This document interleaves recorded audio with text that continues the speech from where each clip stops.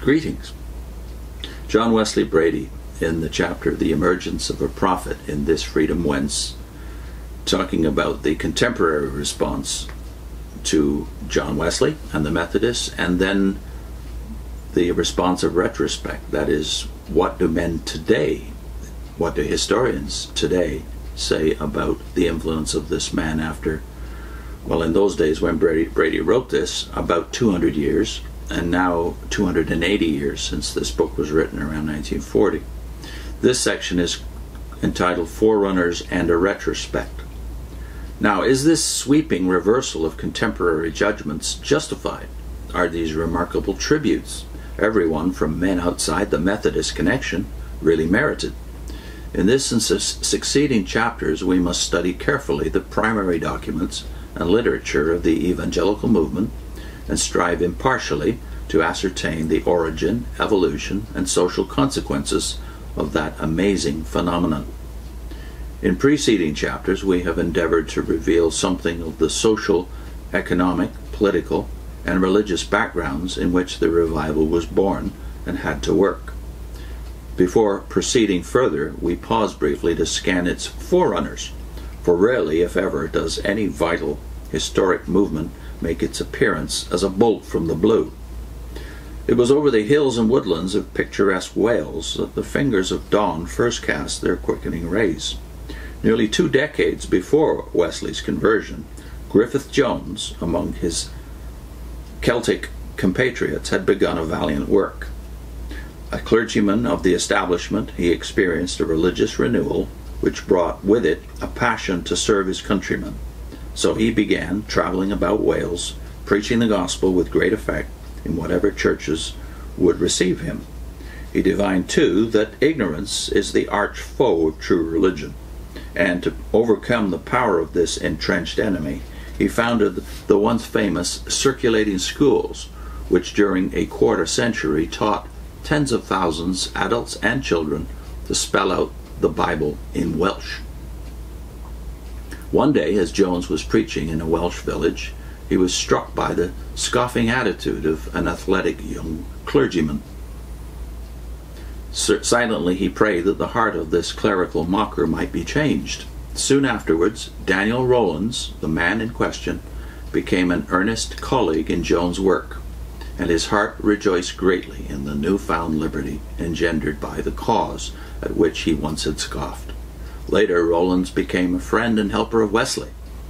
Another leader among the Welsh forerunners was Howell Harris, whom Whitefield designated a burning and shining light in those parts, a barrier against profaneness and immorality, and an indefatigable promoter of the gospel of Jesus Christ. This young schoolmaster, who after a term at Oxford became disgusted with the irregularities and immoralities of the university, anticipated in some degree the work of Wesley's itinerant preachers, and like Rowlands, he became an enthusiastic supporter of the revival, laboring especially with Whitefield and the Countess of Huntingdon, but ever an ardent admirer of Wesley. Not only in Wales, however, had cleansing breezes begun to blow. In 1729, in Northampton, Massachusetts, under the leadership of Jonathan Edwards, that profound if austere theologian, a powerful revival broke out which affected beneficially the whole New England colony, and whose influence upon Whitefield and the early American developments of the evangelical movement are unmistakable. Again, the Pietist movement in Germany, augmented by the missionary zeal of the Moravian Brethren, drew to itself a band of mystic souls who did no small work for their own country, and who left obvious earmarks on the English revival. In England, moreover, the educational and pioneering work accomplished by the Society for Promoting Christian Knowledge and the Society for the Propagation of the Gospel in Foreign Parts must not be ignored. True, the initial enthusiasm of these organizations, which reached its climax in the reign of Queen Anne, was short-lived.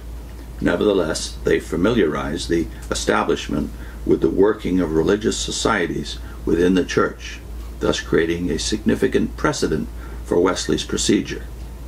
Yet, with all due respect to the work that thus accomplished in Wales, America, Germany, and England, These movements were but forerunners, preparing the way for an awakening infinitely greater than they. It was not till after the conversion of Wesley and his acceptance of Whitefield's precedent of field preaching that a master spirit was prepared for the central role in the most magnificent drama in the modern world. And for over half a century, till the hour of death, in his 88th year, John Wesley, by his incessant labors, his prophetic vision, his inspired leadership, his unswerving confidence in social progress through a regenerated manhood, his contagious belief in the divine possibilities of the downmost man, and above all, by his reasonable, joyous faith, retained with ever-increasing power the crucial place in that world crusade. At death, Wesley left not less than 120,000 members, closely knit together in the marvelous organization of his societies. Some historians put the number at 150,000, but the all-important fact is that every member was a crusader for righteousness and temperance, for spiritual values and popular education, for joyous fellowship on earth, and holy citizenship in heaven. The organization carried no deadwood. Every follower felt himself a missioner of God. But great as was Wesley's influence in the flesh, his spiritual influence has proven even greater. Today the societies, that is, societies with a capital S, the Methodist societies, that is, he founded, have become the largest Protestant church in the world.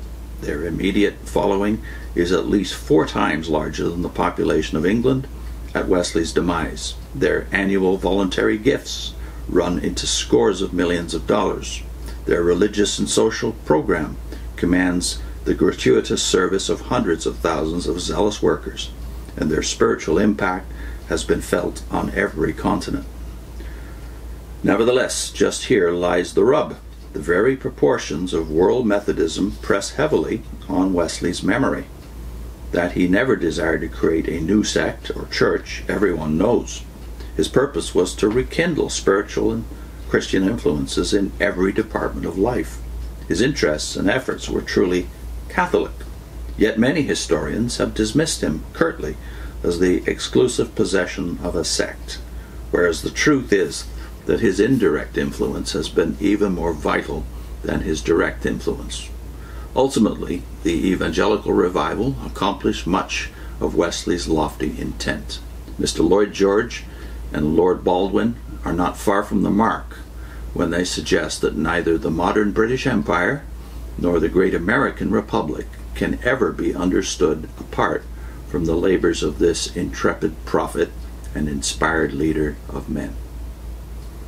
And I'll put a link into William Wilberforce. His book, published toward the end of Wilberforce's life, Real Christianity. Next time, an apparent failure